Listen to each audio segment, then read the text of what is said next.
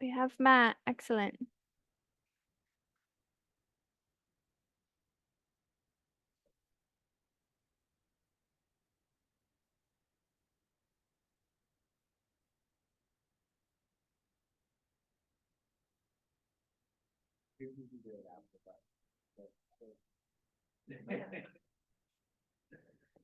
Hello, everyone, and welcome. We will get started in just a few minutes.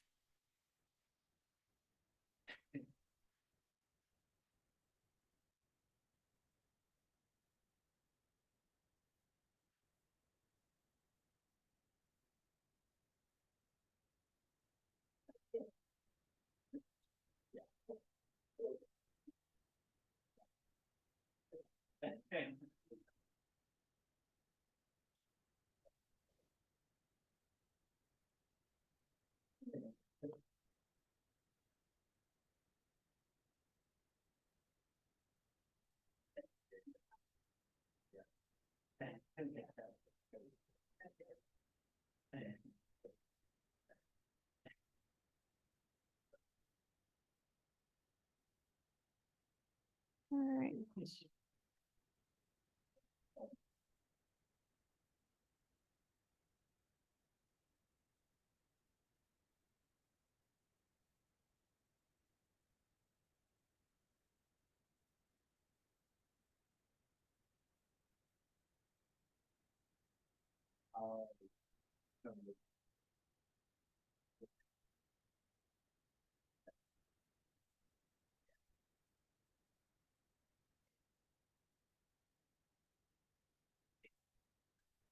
All right, as everyone is logging in, I see a few people are doing so already, but please feel free to put your name and your role and what organization you're with in the chat. We can see who's all in the room with us today.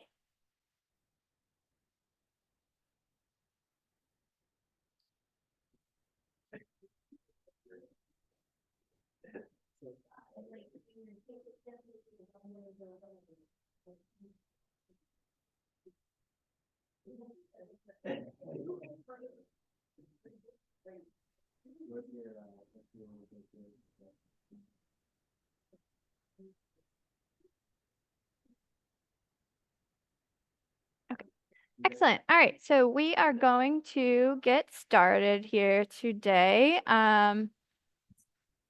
Can change slides. So, good afternoon, everyone, and welcome to the second to last webinar in Kirk's 2024 webinar series. We really appreciate you taking the time to be here with us this afternoon. And so today's presentation topic is how to write a zero waste plan, which is something I'm sure that we are all grappling with and very excited to learn more about. My name is Carly Thibodeau, and I am the Director of Sustainability at Endicott College, located in Beverly, Massachusetts, and I'm also a member of the Kirk Board on the Webinar Committee. For anyone unfamiliar with Kirk, we are a community of zero waste champions in higher education. We are a free member-based organization that works towards waste reduction, diversion, and sustainable materials management through information sharing, educational support, and networking opportunities between staff, faculty, and students. And so today's session is again part of our free Kirk webinar series that runs every other month throughout the year. The webinar series is designed to highlight innovative campus programs and provide trends and perspectives on a broad range of operational and educational topics related to collegiate recycling and sustainable materials management. So just a few housekeeping notes to go over. If you have any problems with your audio or video during the webinar, you can visit Zoom Support Center by visiting support.zoom.us. And just to avoid background noise, we've placed everyone but our panelist lines on mute. During the session, definitely encourage you to submit any questions that you have at any time using the Q&A section. Drop us a note and we will get to as many of these as possible at the end of the presentation. Any general comments or notes, please feel free to use the chat function. And then also I want to make everyone aware that copies of today's slides will be available to download as well as a full recording of the webinar to stream on the Kirk website. Also wanted to just take a minute to highlight and encourage folks to join the Recycle listserv. This is a really great resource. Covers all sorts of topics related to recycling, waste reduction programs, college and university campuses, as well as related topics of interest to people responsible for planning and implementing these programs. Subscription to Recycle is free and open to anyone. And so we have the link here. So to subscribe, please visit this link. Our behind the scenes team will drop a link in the chat to join. And so you're going to see a button that reads Ask to Join Group. And once you complete this, you will be able to post and respond to messages as well as receive emails with messages from the listserv. Okay. So before we really get started, I would like to introduce Matt Morin, who is the Director of Business Development at Zabel, who is our organization sponsor for our webinar today.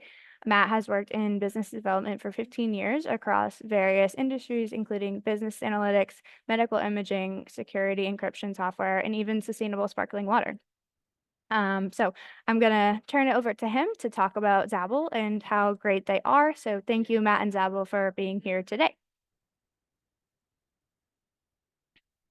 Thank you so much, Carly. I appreciate it. I'm going to go ahead and share my slide deck. Carly, can you just verify that this is coming through? Yep. Okay, great. Thank you. Yeah, thanks everyone for being here. I see a lot of names actually that I recognize, which is exciting. But for those of you who don't know me, my name is Matt. I am the Director of Business Development at Zabel. Actually, for several years, I did sell BI analytics and data analytics software solutions to other software companies, but primarily with the goal of using that data to hit their sales numbers and hit their quarterly goals. It was through Zabel in 2020 that I learned that data could be used for so much more, for things that really matter, things that matter to me. And so it's been really incredible to create so many connections in the sustainability world, wireless connections, but connections nonetheless. And so for those of you who are new to Zabel, I'm excited to tell you what we do to help people reach their waste goals. Now, we are funded primarily by the grants that we've earned from the EPA, but we also get a lot of support from like-minded groups and friends such as ASHI, True, and of course, Kirk. We're also proud to say that this year, Zabel was awarded a US patent for using computer vision AI to characterize a bin's contents. But what do we do? What do we offer? Well, we have a closed loop platform to monitor your waste campaigns. We digitize all of your buildings and bins so that you get a full picture of your waste data. And then our computer vision AI will immediately extract bin fullness and contaminated objects, which is then captured in a platform designed to enable any type of user to be able to track their progress towards their own waste goals and ensure that everyone is on the same page. And we can have you up and running in less than a week. Now we have two solutions, the first of which is invoice analytics. Now we did this because our work with a lot of universities informed us that people can spend anywhere from 10 to 20 hours just trying to make heads or tails of their invoices and their hauler reports. And so our document processing AI instantly digitizes your hauler invoices. You upload the PDF or the CSV, and then the AI will recognize and categorize those fields. Of course, our support team will work with you to ensure that you're seeing it in the way that you want to see it. But we do that to extract valuable insights about your waste streams, your service levels, and your costs so that you can spot pickup anomalies, trends, adjust your service levels, and reduce your hauling costs overall. Our overall platform, the big one that I'm here to talk to you about today, is mobile tagging. Now, we've talked to a lot of schools about their zero waste plans and some of the challenges in collecting that waste. This is what our app does. And so as part of our onboarding process when you start, we import all of your facility and receptacle data into Zabel. And we then use the computer vision AI in your app on virtually any iOS device, at least with 18 or 19 plus, to determine objects that don't belong in the bin and be able to detect fullness of the bin and then engage with stakeholders and be able to notify them with custom real-time alerts that you can design yourself by picking the person that should be notified immediately, associating it with a button or a drop down so that they get all of the details. And I'm going to show you that right now. So when you start our app, you pick the campaign, the building, the name. You design this yourself or we help you. You can label these buildings, place them where you need to see them. So you pick where you are, you pick the bin type, the waste stream, and you hit scan, and that's it. Immediately, the AI will recognize the objects in the bin, and then based on the stream or bin, it will determine which objects are the contaminants, your fullness level, and make suggestions for anything that the AI cannot detect. It will tell you, hey, looks like you spotted these, and then you flip a button. So if there's any special issue there, and then you're done. And so again, those buttons can be set up in advance so that they're associated to the stakeholders that need to be notified of an issue. Now, it seems really quick, right? But all of that data is then aggregated into our dashboard. And this enables you to run zero waste targeted campaigns that you can objectively measure by drilling down into your buildings, your specific bins, and being able to answer questions like, where are we seeing the most contamination? What is the top contaminant? What is our average fullness? And maybe how do two buildings compare to each other? What can we do? Where are we finding success? And how do we replicate that success over time so we can reach our goals? You can leverage any of these data points to execute targeted waste campaigns. You can take any of those tables and right click and export them into spreadsheets. You can also set up an automated email to ensure that everyone is kept up to date with what you're seeing on the dashboard. But just having a single source of truth to know what's happening on your campus waste streams is the game changer, and it helps you demonstrate the impact of your efforts.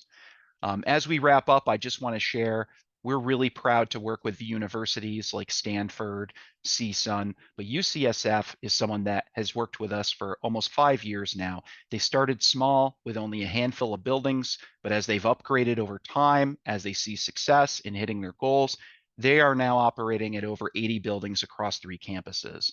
And so they were able to speed up their roadmap by identifying and tracking waste issues, reducing missed pickups, and not just tracking contamination, but streamlining communication across the board and unifying their teams like EVS, facilities, sustainability, everyone that needs to be on the same page. So just want to thank everyone for your time. I know this is a lot. I love getting to know sustainability leaders and learning about your challenges and maybe what we can do to help sort of isolate your biggest pain point. So you might get a connect request from me on LinkedIn. You can ignore it, but I'd love to chat if you're open to it. And if you're going to ASHE, we will be there. Look for us at booth 14 because we're actually going to be doing some offers we've never done before. If not, feel free to reach out to me. I'm happy to do a personal demo or just chat anytime. So thanks for sharing this space with me today. I appreciate it. Awesome. Thank you so much, Matt, and thank you to Zabel. It sounds like you guys will have a really interesting booth for anyone going to ASHE. Thanks. Okay. Okay, so now to the reason why we're all here today. So just want to welcome everyone for what is going to be a really insightful practical webinar designed for institutions looking to develop and implement a zero waste plan. And other institutions and organizations as well. I think zero waste planning is relevant, obviously, to all sorts of organizations in addition to higher ed institutions. So as these organizations really strive to enhance their sustainability efforts, the session will provide valuable guidance on how to create an effective zero waste strategy that can be integrated into campus operations. And so this is going to be great for sustainability coordinators, facility managers, campus administrators, any higher ed institution professionals really interested in advancing sustainability initiatives. So if you identify as one of those folks, you are in the right place. And so key takeaways from our webinar today, we are hoping that attendees will gain a clear definition of zero waste and its importance in the context of higher education. You will learn how to develop a step-by-step zero waste plan, including setting achievable goals and measuring progress, discover practical tips and strategies for implementing zero waste practices across campus facilities and operations, and explore real-life examples from our presenters today from Swarthmore College and the University of Wisconsin-Madison to see how these strategies have successfully been applied. Our presenters today are Claire Heyer, Associate Director of Sustainability at Swarthmore College, and Travis Blomberg, Campus Resource Coordinator at University of Wisconsin-Madison. At Swarthmore, Claire manages the Green Advisor Program and leads the implementation of Swarthmore's zero waste commitment. Claire is committed to collaboration and community-based solutions and supporting student-led initiatives. And she's going to be talking to us today about how to write a zero waste plan in-house with principles, goals, strategies, and an implementation plan. At UW-Madison, Travis oversees the university's zero waste efforts, and so today he will be sharing their university's experience developing its zero waste plan. Our excellent panelists are here today to discuss their two pretty different approaches to writing a campus zero waste plan, the challenges they encountered, effective strategies to make that plan successful. And so with that, I'd like to welcome our first presenter, Claire Heyer from Swarthmore. So thanks, Claire, for being here, and let's all please welcome her to speak about their zero waste plan. Hi, everyone. Thanks so much for having me today. As I said, I'm Claire Heyer, Associate Director at the Office of Sustainability at Swarthmore College. I'm also a Kirk board member. And just give me a minute to get this presentation set up for you all. I'm going to have that here. Can someone just give me a thumbs up that they can? Carly, could you give me a thumbs up that you can see that presentation? Yep, all set. All right, great. Thanks so much. Okay, so yeah, I'm super excited to be here to talk to you guys today. Just a little bit of a background about Swarthmore College. We are a small liberal arts college in Swarthmore, Pennsylvania. We have about 2,600 students, faculty, and staff at the institution. And here at Swarthmore, we have a zero waste working group, which oversees the college's zero waste goals and manages the many complex aspects of the campus waste system. And we'll be talking about this working group quite a lot when we talk about developing the zero waste plan, as we did this as an internal project to kind of guide the progress of our zero waste work to 2035. So a big overview of our project. It did take us a very long time to write this plan. It took us about 2 years to write the plan and a couple of months, about 3 months to get it approved. And it did require support from pretty much every member of our working group. Plus, we did have a member of our working group who is a zero waste zero waste consultant. So that helped us move our project forward exponentially. It was not a simple process to get the plan approved. We did have to go through multiple steps and levels of approval from anywhere from our working group to middle leadership to senior leadership. But it is now something that we use to kind of guide all of our progress moving forward. The list of strategies that we created in the working group are a reference point now for every project that our Office of Sustainability and members of the working group take on related to zero waste. And we recognize that the plan is quite aggressive and that we do have a lot of challenges ahead of us to achieve our zero waste goals, but working together as a team, the working group members, I think it really brought us all together around the collaborative mission. And we definitely feel like while it's aggressive, we can achieve it. So I think, I mean, I'm sure all of you guys, whether you have a zero waste plan or not, you know why a zero waste plan is important, but I think it was a really crucial step in our creation of a zero waste plan to have that conversation with our whole zero waste working group and also with all of the stakeholders.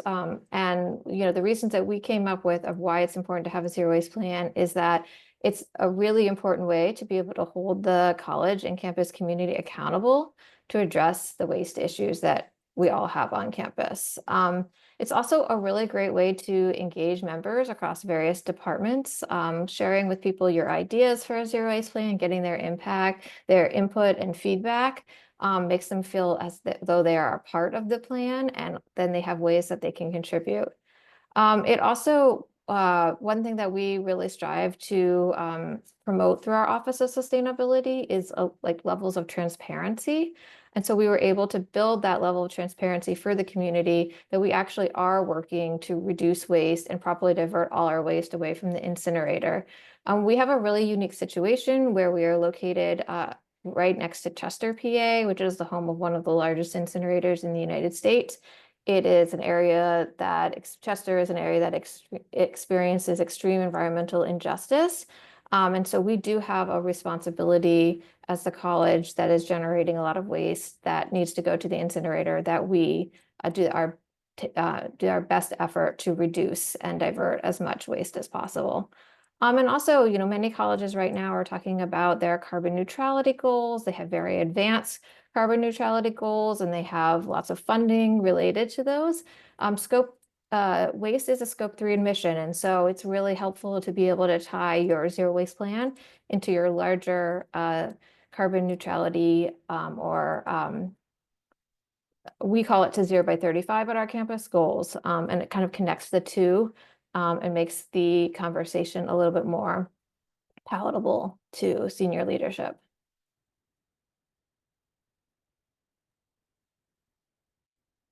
Okay, just trying to move forward. All right, there we go. Great. So how do we get started on our zero waste plan?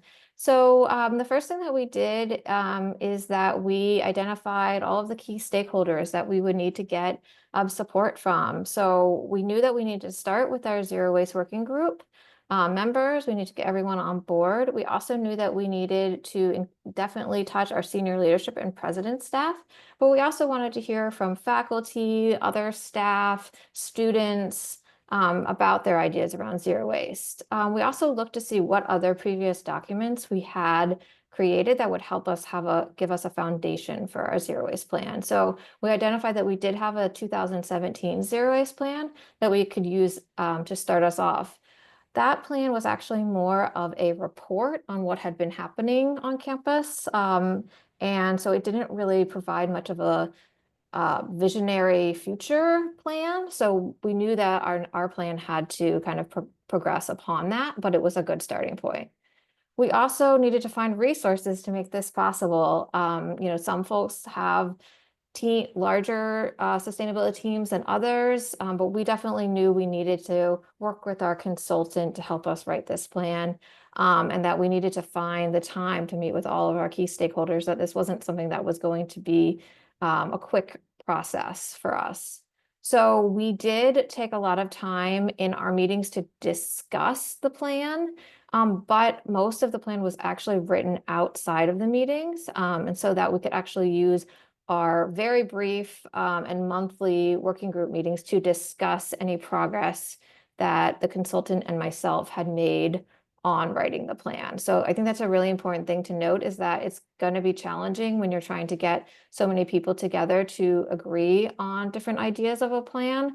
You need someone on the outside who can work on shaping content so that the meetings can be focused on agreeing on different components. And then we knew that in the plan, we really needed to make sure that there was ways to identify success, that we needed metrics for success. So as we were writing the plan, in the back of our minds the whole time, we were thinking about how will we continue to track the progress after the plan is written. We really didn't want a plan that just sat on a shelf, got dusty, no one read it after it was written.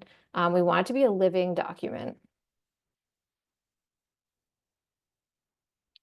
So we did start out by trying to identify what our overarching goals were for the plan, and we tied it closely to our zero waste commitment, which is tied to the college's pursuit of environmental and social justice. We also knew that this zero waste plan needed to demonstrate the college's commitment to addressing the current climate crisis and the disproportionate impacts that waste and climate change has had on colors and low-income communities and our neighborhood in Chester.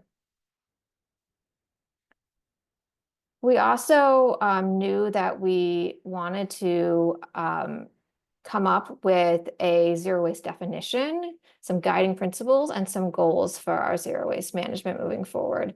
So we did review all of our current operational systems, our educational programming, and also any of our zero waste achievements, so that we could that we had identified in our first zero waste plan, and we wanted to reiterate all of those achievements and add on to them in this plan. And then we worked on the definition, the guiding principles and goals. And finally, we wanted to make sure that we had some key zero waste strategies so that we could achieve our new zero waste goals by 2035. So what we came up with for our guiding definition was from the Zero Waste Institutional Alliance, or ZIWA, to be the conservation of all resources by means of responsible production, consumption, reuse, and recovery of products, packaging, and materials without burning and with no discharges to land, water, or the air that threatens the environment or human health. We felt this really encompassed our college's philosophy on a circular economy, as well as our approach to our material use hierarchy, which always puts placing items in the landfill at the very bottom. And before, we really didn't have a definition of zero waste at our college, and we thought that having this definition was essential to being able to move forward with a zero waste plan. We also wanted to make sure that we had guiding principles so that as we were writing the plan and as we rolled out our strategies, we were based in some structure.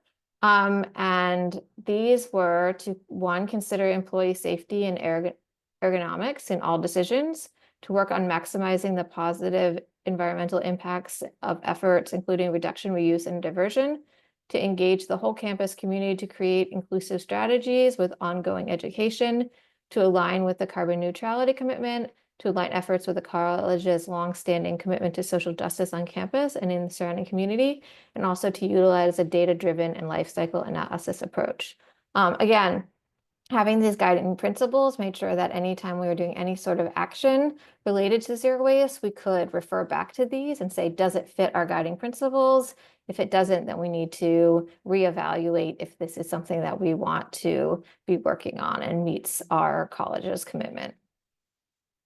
So from all of that, we came up with our three goals that we felt we could utilize to achieve zero waste by 2035. And that was to embed a zero waste mindset into campus culture, to achieve a 25% capita reduction of waste, and also achieve 90% waste diversion. So the per capita reduction is basically the amount of waste that each person on campus creates per year. So we wanted to reduce that by 25% by 2035. And then we wanted to achieve the 90% waste diversion by zero waste standards. 90% waste diversion is kind of the gold star, with the knowledge that there is a certain percentage of waste that is utilized on campuses that is very difficult to divert. So we took all of these goals and we kind of put them into different strategies. We had a whole category on behavior change, which is around education and outreach. We have a category around infrastructure and operations. We also have a category around policy implementation, and then external community engagement and roles in the just transition. And we kind of decided as a working group, if we felt that these were really time-sensitive goals that we needed to manage in the short term, or if they were more middle term or long term. We were also able to work to kind of understand their diversion impacts, helping us to see if we were able to accomplish them, how close could we get to the 90% diversion, as well as some of the greenhouse gas impacts that they would have for the campus. After coming up with these strategies, we realized that we needed to dive in even deeper to even be able to implement them. So we came up with a process of taking every single strategy and then tracking where that strategy is. Is it ongoing? Is it just started? Has it not started? Is it completed? And then identifying who's responsible for it, where funding is coming from, and how we plan to achieve it. And then we took those and put them into a timeline. And so you can see that some of our strategies have already started since this fall of 2024. And some of them we will continue, we haven't started yet, but we will start working on next year or in future years. And our plan for these our timelines for these plans only goes to 2030, because we feel that if any of these projects haven't been started by 2030, we're in a tight spot, and we really need to get working on them so that they can be completed by 2035. So that's great. You might say you have all these plans, you have a strategy, you have a timeline. How are you actually going to do any of this? So we have started to do a lot of the different things that we have on our implementation plan. And one way that we are able to track if we are actually improving our diversion or getting anywhere close to achieving zero waste on campus is by hosting our annual waste characterization studies to understand our annual diversion rates. And I'm happy to share that our diversion rates have been improving over time. We actually went from a 46% diversion rate last year to a 50% diversion rate this year. So even though change is small, it is an incremental, it is improving. We also have created a mechanism to track all of our waste streams. So we have a master spreadsheet basically where we collect all of our data from our compost shed, from our recycling, from our trash, and from the pulper in our dining hall, so that we can actually have, we can actually know the amount of waste we have on our campus and where each of our waste is going. And then we also, do a lot of different student programming around goals and strategies. We try to bring in staff and faculty from different departments to get engaged. And we ended up breaking our working group into subcommittees to help us better focus on the different areas that we need to make change in. Yeah, so that's pretty much everything I wanted to share with you. We do allow departments also to just take zero waste initiatives as they wish. Sometimes it's better if they just have the desire to take on a project without us pushing for it. But we do try to keep track of every project that is going on campus that will help us to actually achieve our zero waste goals. So that's everything I have. If you have any questions for me, you can email me at chire1@swarthmore.edu. You can also read the full executive summary and full zero waste plan on our website, and feel free to follow us on our Instagram account at SWAT Thanks so much. Excellent. Thank you so much, Claire, for sharing your experiences. I know I definitely learned some things that I'm going to take back to zero waste planning at Endicott. So with that, I would like to welcome our next presenter for today, Travis Blomberg for the University of Madison, Wisconsin. So Wisconsin-Madison, sorry. So here we go, and take it away, Travis. As a Hey, reminder, everyone. just real quick, sorry, before we get started. So any questions, please make sure you guys are putting them in the Q&A. Thank you. Awesome. Well, thank you for having me, and I'm here to talk about our experience with our zero waste planning.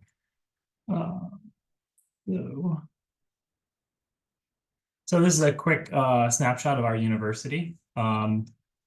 Wanted to bring some context into our situation. So our university is a public land grant institution that was established in 1848. Our mission is to create, like many organizations, we're here for research and education primarily. And what kind of what I want to get at is like, so we're a flagship university within the greater Universities of Wisconsin system. And with that, our campus map kind of showcases the large space in which we operate at our university. So just want to see the complexity and the breadth and the amount of acreage that we have. We're almost 940 acres on our campus. So relating to our zero waste work, wanted to start with a timeline and kind of go back to that timeline. So this is the overall timeline of our zero waste work since I started here. And the first thing that we did in 2020, because nothing weird was happening in 2020, but we started a cross-functional zero waste team. Here's a list of all of these members as to date, and you can see they have different titles, they're in different groups, and they're across different functions and across different silos within our organization. So that's what I mean by creating a cross-functional group. Without creating a cross-functional group for our university, this would be extremely, extremely difficult to do. So the next thing after we did that is we have regular meetings of the UW Zero Waste team. And during that time in 2020, we saw an opportunity to look at the Post-Landfill Action Network and some of the services that they were offering. So a little bit about the Post-Landfill Action Network. They're another nonprofit organization that helps universities with their zero waste efforts and very student focused. But here's a snapshot of what they do. UW-Madison is a member organization of this group. So we are a member and we receive benefits. One of the programs that they offer that is an additional cost is called the Atlas Zero Waste Fellowship Program.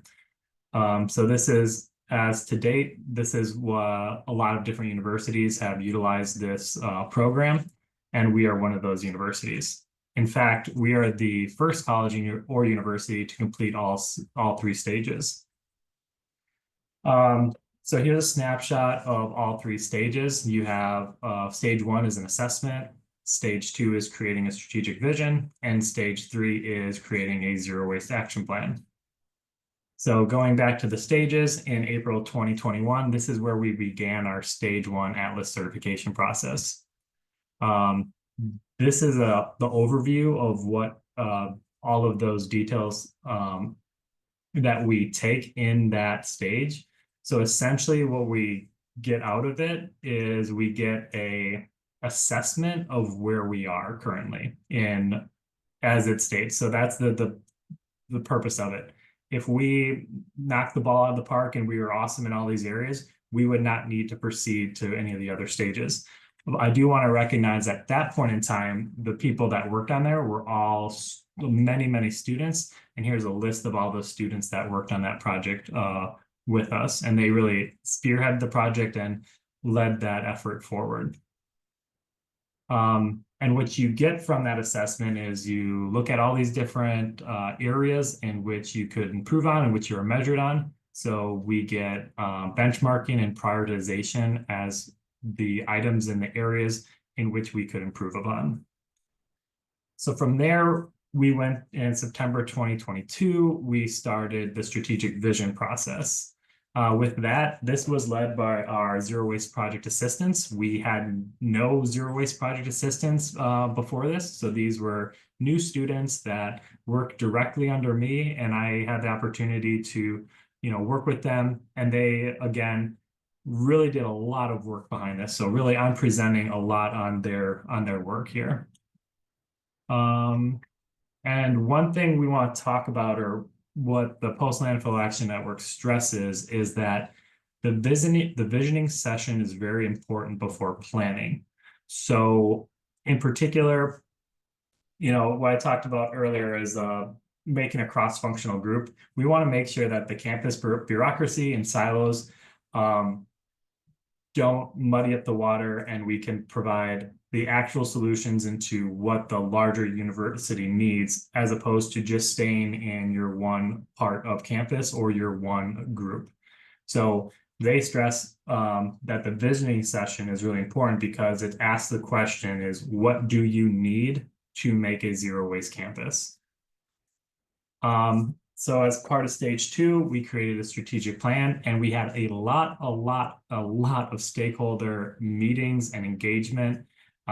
So all of this really, by having that UW Zero Waste group, we brought on not only the core group of people that are working on this day in and day out, but we also go to a lot more people to survey them, to sit down with meetings, record meetings with them, and further evaluate what is needed. So a strategic plan is really important for our steps. And next actually comes the action plan. So I wanted to stress that you don't just start with a plan. You have to do a lot of other work before setting up that plan.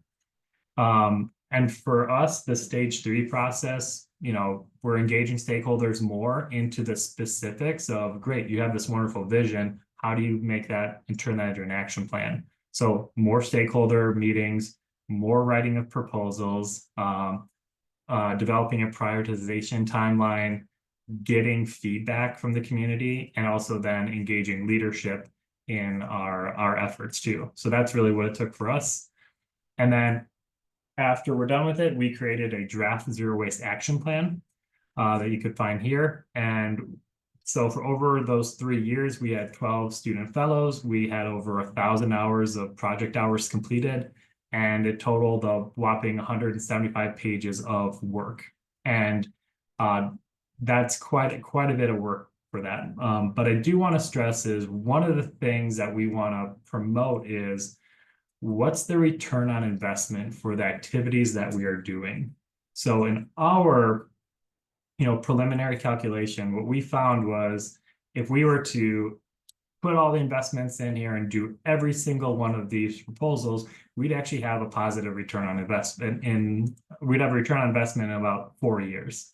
So the financial piece is really critical for an organization like us, because we need to see not only what are the benefits of doing these. So I want to see financial benefit, I want to see social benefit, and I want to see environmental benefit for the work that we're doing.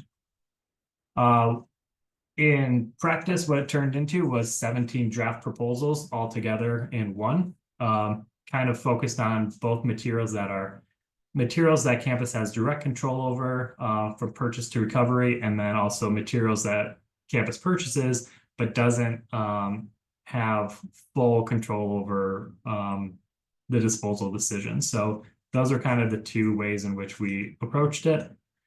For the hard goods section, these are all of the documents and areas in which we covered. And then for the soft goods section, these are all the different areas in which we covered. So each one of those proposals goes pretty deep and detailed as far as how would we implement that solution.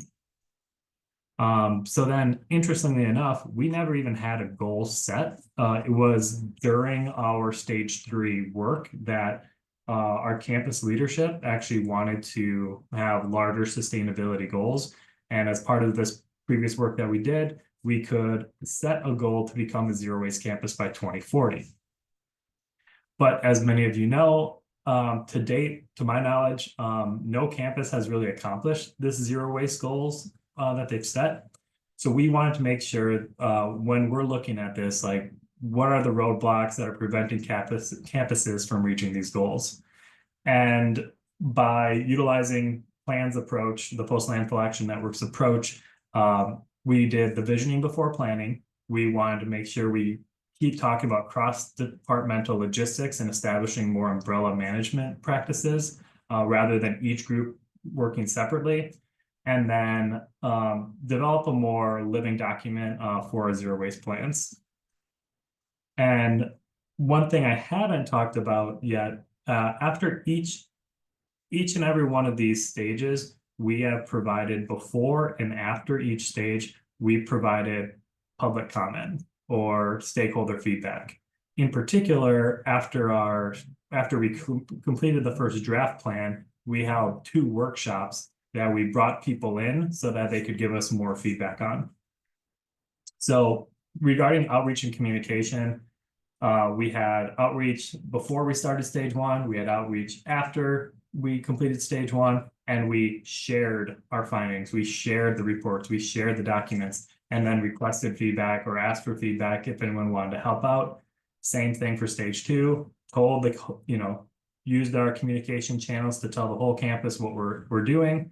And then after we completed it, told the campus and all people that were interested what were the findings from that. So we did that in 3 different stages, but we want to continuously keep that open line of communication because we want more people on board to help out.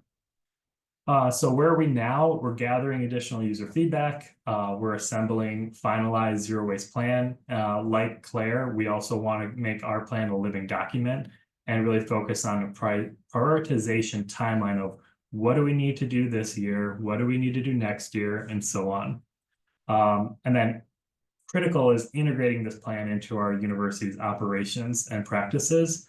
And then Furthermore, developing specific targets within our zero waste goal. So we're actively tracking them each and every year to show the progress towards what we're going to call our larger zero waste goal. And we do this mainly by convening the UW Zero Waste team regularly. We meet every 2 months to check in on these efforts.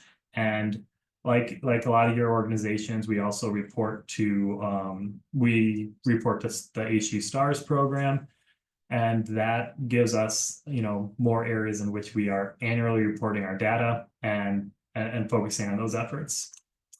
So that is our experience so far with doing zero waste planning. So thank you for having me. Awesome. Thank you so much, Travis. Definitely a different perspective using Atlas versus Claire's method of kind of using a consultant and doing it institutionally. So thank you for sharing that.